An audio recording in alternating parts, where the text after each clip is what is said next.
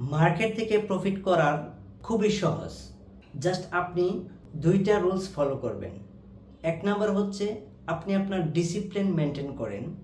যেমন আপনি মার্কেটে আসছেন, মার্কেট ওপেন করছেন। মার্কেটে ওপেন করে আপনি সাথে, সাথে আপনি ট্রেড নিবেন না। আপনি মার্কেটটাকে একটু পড়ুন। প্রিভিয়াস ক্যান্ডেলগুলো একটু হিস্টোরি দেখুন। প্রিভিয়াস হিস্টোরি কী বলে সেটা একটু ভালোভাবে অ্যানালাইসিস করুন। অ্যানালাইসিস করে একটা ভালো স্ট্রং সাপোর্ট অ্যান্ড রেজিস্ট্যান্সের জন্য অপেক্ষা করুন। আর এই সাপোর্ট এবং রেজিস্ট্যান্সে যখন মার্কেট আসবে তখন আপনি এখান থেকে ট্রেড প্লেস করুন। তাহলে আপনি ভালো একটা প্রফিট আপনি জেনারেট করতে পারবেন।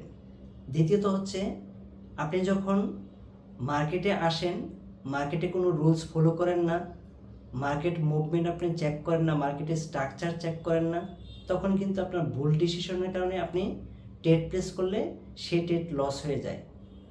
আর যদি লস হয়ে যায় তখন কিন্তু আপনার সাইকোলজি কাজ করে না, আপনার সাইকোলজি আস্তে আস্তে ড্যামেজ হয়ে যায়। লস আপনার বিজনেসের একটা পার্ট, ওই লসটাকে আপনার মানতে হবে। আপনি প্রতিদিন একটা স্টপ লস রাখবেন এবং একটা প্রফিট টার্গেট রাখবেন।